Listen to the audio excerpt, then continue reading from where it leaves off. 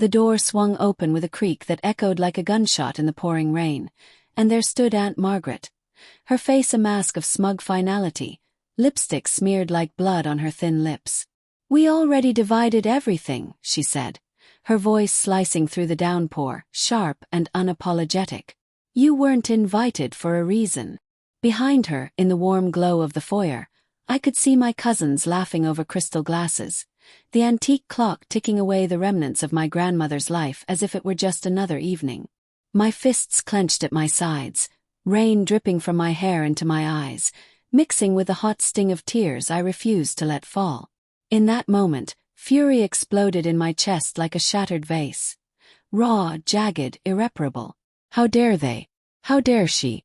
I stood there on the threshold of the old Victorian house that had been my sanctuary as a child, the one where Gram had baked apple pies that smelled of cinnamon and whispered stories of her youth under the creaking eaves. Now it reeked of betrayal, the air thick with the scent of polished wood and fresh-cut flowers. Funeral lilies, no doubt. My soaked coat clung to me like a second skin, heavy and cold, but it was nothing compared to the ice forming in my veins. "What reason?" I spat, my voice trembling not from the chill but from the rage bubbling up, threatening to choke me. Margaret's eyes narrowed, those steel-gray orbs that had always judged me from afar. "Elena, darling," she drawled, the endearment laced with venom. "You know exactly why. Your little indiscretions. We couldn't risk the drama." Indiscretions. The word hit like a slap. Flashbacks assaulted me.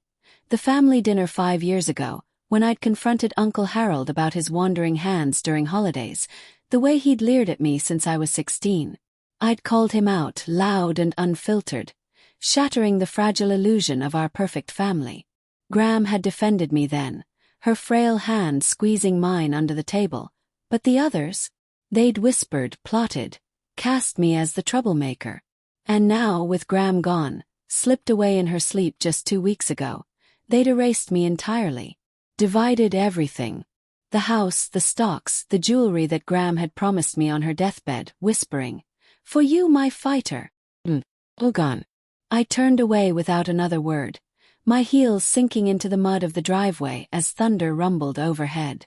The drive back to my cramped apartment in the city was a blur of headlights and wiper blades swishing rhythmically, like a metronome counting down to my unraveling. Heartbreak clawed at my throat. Gram had been my anchor, the only one who saw past the family's polished facade to the rot beneath. Resentment festered, hot and poisonous. Why hadn't she protected me in her will? Or had they tampered with it? Doubt crept in, mingling with the anger, making my hands shake on the wheel. By the time I slammed my door shut, peeling off wet clothes that slapped against the tile floor, obsession had taken root. I paced the dim living room, the hum of the fridge the only sound besides my ragged breaths. They thought they could discard me like yesterday's trash. And make them pay. But how? The question echoed in my mind, a seed of vengeance sprouting in the fertile soil of my humiliation. Sleep evaded me that night, my bed a tangle of sheets that felt like restraints. I lay there, staring at the ceiling cracks that spiderwebbed like my fractured thoughts. Fantasies played out in vivid detail, storming back with a crowbar, smashing those crystal glasses, or slipping something into their drinks at the next gathering, watching their faces contort in agony. But no, that was too crude, too immediate. Revenge needed to be surgical, a slow poison that mirrored the way they'd eroded my place in the family over years. Guilt flickered at the edges. Gram wouldn't want this, would she? Her voice echoed in my head, soft and weary. Family is all we have, Elena. But what family? The one that had locked me out in the rain. Dawn broke gray and unforgiving, mirroring my resolve as it hardened into something cold and unyielding. I called in sick to work. My job as a paralegal at a mid-tier law firm felt trivial now, and brewed coffee that burned my tongue, the bitterness a fitting companion. Sitting at my cluttered desk, surrounded by stacks of case files and half-dead plants, I began digging. First, public records. Gram's death certificate, filed just days ago. Then the probate court filings. My fingers flew over the keyboard, the click-clack a rhythmic march toward truth. There it was, The will, probated suspiciously fast. Margaret named executor. Everything split among her, Harold, and the cousins. No mention of me. But something nagged. Graham had updated her will last year after a hospital scare. I'd been there, holding her hand as she signed. Where was that version? Paranoia set in, a whisper that grew to a roar. Had they forged it? Hidden assets. I imagined Margaret in her pearl necklace, smirking as she shredded documents in the dead of night. The shredders whine like a confession. Moral conflict tugged at me. Was I becoming the monster they accused me of being? But no, this was justice. I needed proof. That's when I remembered Thomas Reed, the lawyer who'd handled Graham's affairs for decades. A grizzled man in his 60s, with a voice like gravel and eyes that missed nothing. I'd met him once at a family function where he'd pulled me aside and said, "Your grandmother speaks highly of you. You're the smart one." Flattery perhaps, but now it felt like a lifeline. I dialed his office, my heart pounding against my ribs like a prisoner demanding release. "Reed Law Firm," a receptionist chirped. "I need to speak with Mr. Reed. It's about Eleanor Whitaker's estate." A pause then. "He's with a client. Can I take a message?" Frustration boiled over. "Tell him it's Elena Whitaker. And it's urgent." The line went silent, then clicked to hold music that grated like nails on chalkboard. Minutes stretched, each one amplifying my doubt. What if he was in on it? What if this was futile? Finally his voice rumbled through. "Elena, I was wondering when you'd call." The words hung heavy, laced with something unspoken, pity, knowledge. "Mr. Reed, they've cut me out. Completely. Is there anything?" A sigh on his end, the rustle of papers. "Meet me at my office tomorrow. Noon. And Elena, come alone." The line went dead, leaving me in the quiet hum of my apartment, suspense coiling like a spring. What did he know? Was this the key or another trap? The next day, I navigated the bustling streets of downtown, the honk of taxis and chatter of pedestrians a stark contrast to the storm raging inside me. Reed's office was in a sleek high-rise, all glass and steel, reflecting the overcast sky like a mirror to my turmoil. The elevator ride up felt eternal, the soft ding at each floor a countdown. His secretary ushered me in without a word, and there he was, Thomas Reed behind a mahogany desk piled with folders, his tie askew, glasses perched on his nose. "Sit," he said, gesturing to a leather chair that creaked under my weight. He leaned back, steepling his fingers, the room smelling of old books and faint cigar smoke. "Your grandmother came to me last year, as you know. She wanted to revise her will." My breath caught. "And?" He slid a folder across the desk, its edges worn. "She left you the bulk of it, the house, the investments. But there's a codicil, a condition." Heartbreak twisted anew. Why hadn't she told me? What condition? Reed's eyes met mine, steady. "That you forgive the family. Prove you're above their pettiness." Laughter bubbled up, bitter and unhinged. "Forgive. After this." "But they probated a different version," I pressed, leaning forward, the leather sticking to my palms. Reed nodded slowly. "Indeed. And that's where it gets interesting. Margaret brought me a new will, dated after the one I drafted. Signed, witnessed. But..." He trailed off, suspense hanging like smoke. "But what?" My voice was a whisper, fear mingling with hope. "The signature, it's close but not quite. I suspect forgery." The room spun. Proof. Vengeance within reach. But doubt gnawed. Contesting would tear us apart forever. Was that what Graham wanted? We talked for hours, the city noise fading as plans formed. Reed agreed to help pro bono. "For Eleanor," he said, a flicker of something personal in his eyes.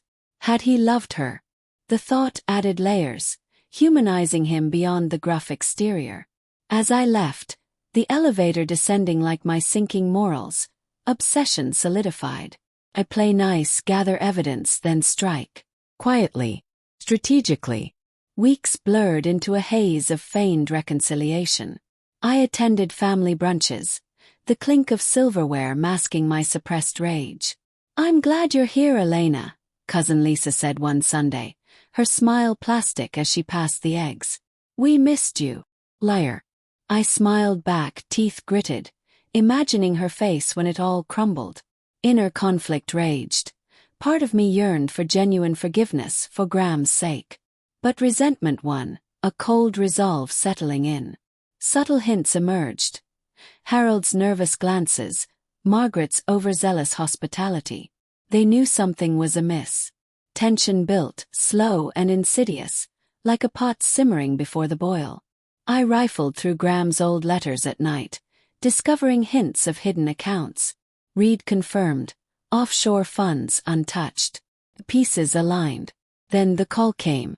"Elena," Reed's voice urgent. "Meet me tonight. I have proof." The city lights blurred as I drove, heart racing. This was it, the turning point. The coffee shop was a dimly lit haven on the edge of town, its windows fogged from the autumn chill, the aroma of espresso grounding me amid the chaos in my mind. Reed slid into the booth across from me. His coat dusted with rain, a manila envelope in hand. "This," he said, tapping it with a finger gnarled by years of legal battles, "changes everything." My hands trembled as I opened it, the paper crinkling like dry leaves. Inside, forensic analysis of the signature, mismatches in ink composition, witness statements recanted under pressure. Forgery. Undeniable. Elation surged, but guilt tempered it. Graham's condition echoed. Forgive. Could I? Well. They'd humiliated me, stripped my dignity in the rain. Revenge burned brighter. "What now?" I asked, voice steady despite the storm inside. Reed leaned in, his breath smelling of mint. "We contest, but quietly at first. Gather more bank records, emails. Make them sweat." His eyes held a glint of his own resentment. I learned then that Graham had been more than a client. "She deserved better," he muttered, revealing a crack in his professional armor. Layered like all of us, motivated by love, loss, perhaps his own regrets. The plan unfolded in whispers over steaming mugs, the clatter of dishes a camouflage for our conspiracy. I'd infiltrate a family gathering, plant doubts, while Reed subpoenaed records. Moral grayness enveloped me. Was I justified or descending into their pettiness? Doubt plagued my nights, dreams of Graham's disappointed face waking me in sweats. But obsession drove me forward. The gathering was at the estate, now Margaret's domain. String lights twinkled in the garden, laughter floating on the crisp air, but tension undercut it like a hidden current. I arrived with a bottle of wine, Graham's favorite vintage. My smile a weapon. "To family," Harold toasted, his hand unsteady, avoiding my gaze. Suppressed rage simmered as I chatted, dropping subtle barbs. "Graham always said the house was for the one who fought for it," I said casually to Lisa, watching her blanch. Hints of vengeance emerged. A misplaced document here, a whispered accusation there. Days later Reed called. "They've noticed. Margaret's hiring her own lawyer." Suspense ratcheted up, my apartment feeling like a cage. I paced, textures grounding me, the rough weave of the rug underfoot, the cool glass of the window against my forehead. Fear crept in. What if they countered with dirt on me? My indiscretions. A youthful arrest for protest, expunged but dredgeable. The confrontation came unexpectedly. A knock at my door one evening, rain pattering again like an omen. Margaret, umbrella dripping, face etched with fury. "What are you playing at, Elena?" she hissed, stepping inside uninvited, the scent of her perfume cloying. Dialogue crackled with tension. "Playing? You stole from me." Her eyes flashed. "Stole? You were never one of us. Graham pitted you, that's all." Heartbreak stabbed anew, was it true? But no lies to manipulate. "The will's forged," I countered, voice cold. She laughed, brittle. "Prove it." But her tremble betrayed her. She left, but the seed was planted. Paranoia gripped them. Family calls dwindled, suspicions festered. I met Reed in secret, poring over emails he'd obtained. Proof of collusion, Harold bribing witnesses. Cold resolve hardened, they'd pay. The court date loomed, a sterile room of wood paneling and echoing footsteps. Tension peaked as we entered. The family's side clustered like cornered animals. Reed presented evidence, his voice booming. Mismatches, recantations. Margaret's face crumpled, Harold sweated. But then the twist. Their lawyer stood, sliding a document forward. A second codicil, he announced. From Eleanor Whitaker, revoking Elena's share due to moral concerns. Shock jolted me. Forged again. No, Reed's face paled. This is new. Examination revealed. Genuine. Graham's handwriting, dated months before death.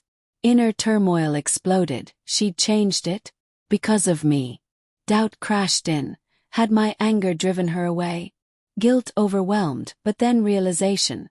The date coincided with a family lie, perhaps about me. In the recess, Reed confessed. I drafted it. She was manipulated. Margaret fed her stories. Betrayal deepened. Even Reed had layers, complicit in fear of losing her. Rage redirected. At him, at them, at Graham's frailty. The payoff came swift. I took the stand, voice steady, revealing not just forgery, but the hidden abuse, Harold's history, covered up. The room hushed, then erupted. Poetic justice. Investigation launched, assets frozen. Margaret broke, confessing in tears. But the twist, Graham's true intent, whispered in a letter Reed produced last. For Elena if she fights, not with hate but truth. Unexpected consequences. The family shattered, but I inherited nothing material. Instead closure, a hollow victory. Obsession faded, leaving resentments echo. In the rain outside court, I stood alone, fury spent, wondering if revenge was worth the soul's cost.